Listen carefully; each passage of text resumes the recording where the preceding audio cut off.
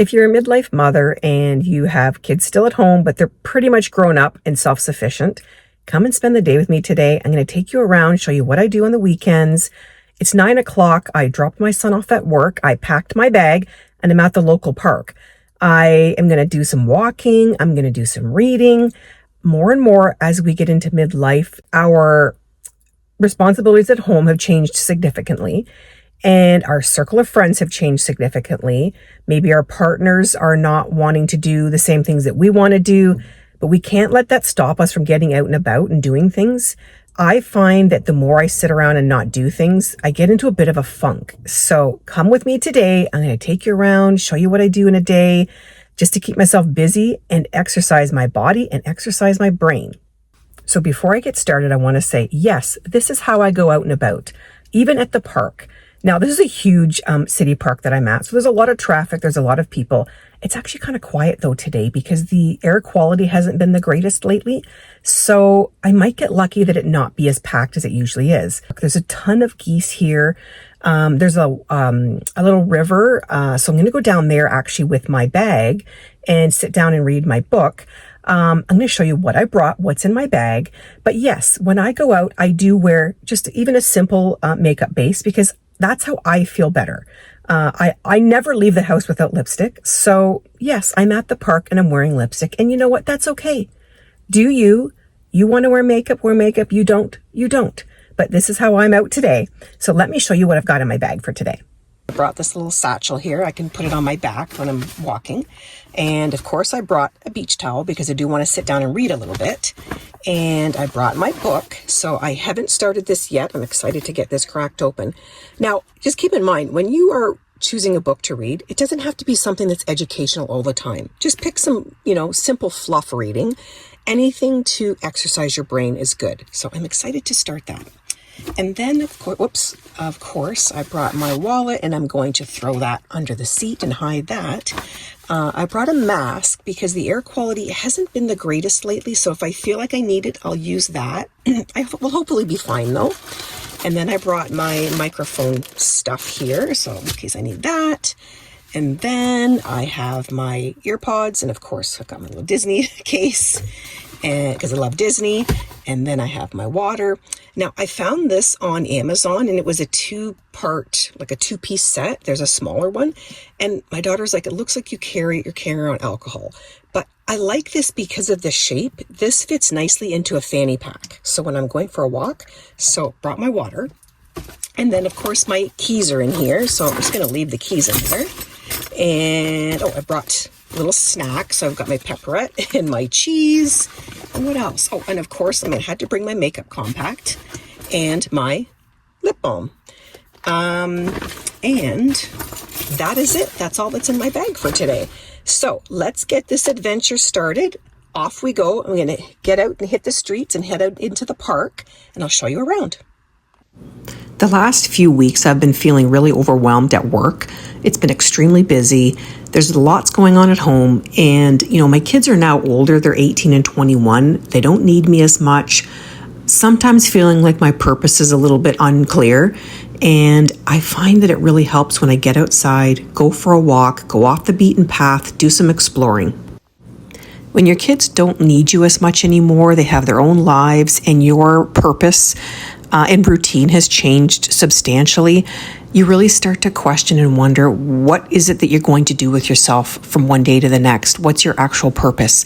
It's hard to stay motivated, but you really have to push yourself to get out to do things, even if it's alone. I wasn't going to get up and get out walking today, but I pushed myself. I knew I had to drop my son off at work, so I got myself ready, packed my bag, and off I went. But I was strongly thinking, okay, I'm going to just sit on the couch today feeling sorry for myself, but decided, no, I need to get up and get out. It is a gorgeous morning. It's actually very humid, so I thought I would get my walk in first. And then I'm going to go down by the lake here, the river, and set up my towel and do some reading. But I thought I'd get my walk in first so I don't put it off and not do it. But it's gorgeous, just very humid. This bridge here crosses over. There's a golf course back here. It's a private golf course though. But there's so many people out walking, and I'm finding that there's a lot of older people actually. And I think because we want to get up early before it's too hot. So I'm going to get back to walking, but I'll be here probably for a few hours. I'm going to do the walking, and then I'm going to go and do my reading down by the river here. It's such a beautiful day. See, we need to get out. We need to have fresh air. We need to move our bodies. It's so important. It's a little bit windy, so I hope this isn't going to interfere with the sound. But let's get back to walking. I've been walking for about 40 minutes, so I'm going to stop here at this building and use the washroom, fill up my water, and just past that building, there's a little opening that I'm going to make my way down to the river. There's this nice little sitting area here that I could come back to do some reading if it gets too hot down by the water, because it looks like there's full sun over past here at the river. So I'm going to make my way down. Now, it is a bit of a unpathed path, so it's kind of steep. So I'm going to make my way down. I'm going to turn the camera off, obviously, so I don't fall and break my neck. But the water is just past here, so I'll see you down there. I made it down. There's lots of branches you can grab onto and then different rocks to kind of get your footing. So I'm going to just go over here, squeeze past all these bushes, and then there's an opening here. Hopefully we're okay. It's kind of mucky actually. So here we are. But I think there's some rocks, yeah, we've got all this gooey, mossy stuff. But I might make my way over there, and then that way I can set up my blanket. Let's see, let's go for a walk. There's lots of spaces. Beautiful. Obviously, when you're walking, you have to be very careful with your footing, that there's no uneven surfaces or muddy areas. It looks pretty good here. I'm going to set up here on this rock, make my way over here, and just enjoy a little bit of time here by the water.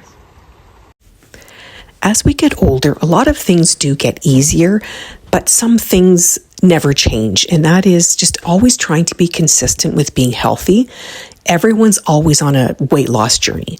And I, in the last couple of years, have managed to lose 30 pounds by making a lot of changes. I changed my eating habits, a lot of my physical movement, my stress level. And at this point, I've realized at this stage in my life, I'm not so focused on just trying to be thin. I basically just want to be healthy. As long as I'm maintaining my weight loss, I'm eating healthy, I'm moving my body, I'm getting my rest. That's all that really matters to me at this point. But the biggest thing is just trying to be consistent. And that is the hardest part, because so many times we fall off the wagon. Another really important change that I've made over the last couple of years is to prioritize myself, making sure that there's time for me to do the things that I enjoy, to have time alone, to have peace, and to try and figure out who I am now that my kids are grown up and don't need me as much. That, I think, is one of the biggest struggles as we get to midlife, is figuring out who we are. We've given up so much, we've forgotten who we are. And for those of us that are almost empty nesters, this is the time to prepare ourselves for when the kids are actually gone permanently.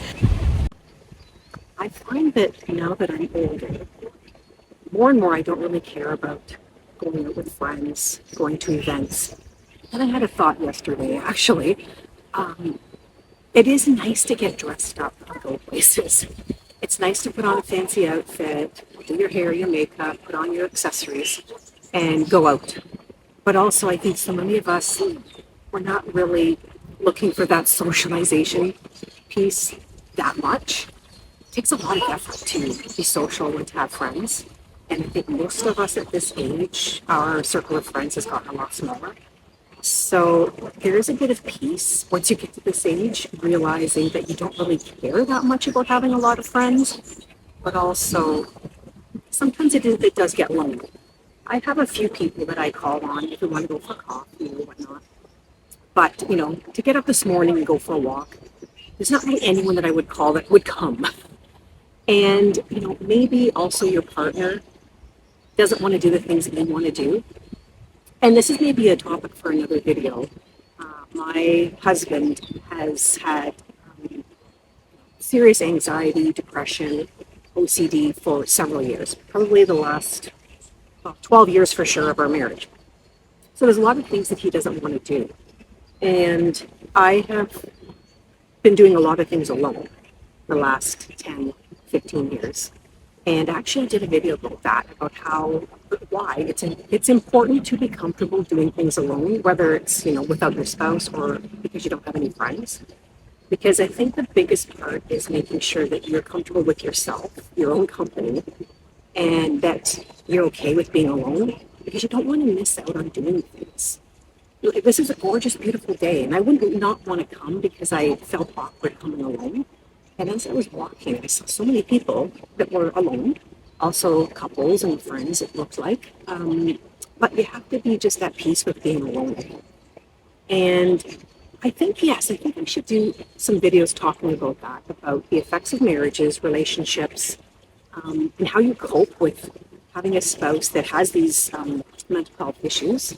And it doesn't mean that you shouldn't still be married. You just have to adapt to the type of marriage that you now have and with the limitations that your spouse has. So let me know, actually, if that's something that you would like to hear about. I think this might be the case with many people that are struggling in a relationship with someone who, whether it's mental health or other things, who you just don't have that person to do things with all the time, and you're on different sort of paths, I guess, and not the same interests. So I think it's an interesting topic that might apply to a lot of people. As I was walking around, I felt so much better. I've just been in a bit of a funk lately, and the walk, the fresh air, the sunshine, the geese, all of it made me feel so much better. Okay, I'm done. Wow, it's really hot. I did about 8,100 steps today. I did some reading down by the river, but I saw someone across the other side of the river that appeared maybe homeless. So then I got thinking, okay, actually, there's probably other people along the river, potentially, so maybe not the safest place to be, setting up shop for a few hours. So I moved up into the area that I originally showed you before I walked down there, where there were some seats. I'm gonna head home. I've got some other things planned for today. I do have to start the laundry. I usually do the laundries Saturday and Sunday. I never do grocery shopping on the weekends. It's way too chaotic. I usually do that Wednesday or Thursday nights. So I've got a little bit of meal prepping to do. I'm gonna make myself a coffee when I get home for sure. I had to pause for a minute. You saw the car drive by. I'm in a parking lot. The facility is closed. So the parking lot is completely empty, minus the odd car. This person had to come and park right beside me. I'll never understand people. Anyways, I'm going to head home. So I've got laundry. I'm making a coffee. I'm going to start some meal prep. And I am going to relax a little bit today too. But I'll bring you along and let you know what I'm up to. When I got home, no one was there. So I used that time to make myself a really nice coffee, sit down for a break for a minute. Now, I didn't bother showering as soon as I got home because I wanted to get right to cooking, and I find it gets really smelly in the kitchen, so I didn't want to bother showering and then get all stinky. So I set out to make some really yummy protein blueberry muffins. So I did that first, and oh my gosh, they were so tasty. Next on the schedule was to make a homemade chicken pot pie. I'd had some chicken left over from the night before, so I figured I might as well use it up. I made the crust from scratch. I can try to share the recipe in the comments if I can find it. But so that was really great. So that served us for tonight's dinner, and there was also some leftovers that we can have for tomorrow. Usually on the weekends, I always do some sort of meal prep because I do like to have stuff in the fridge for everyone.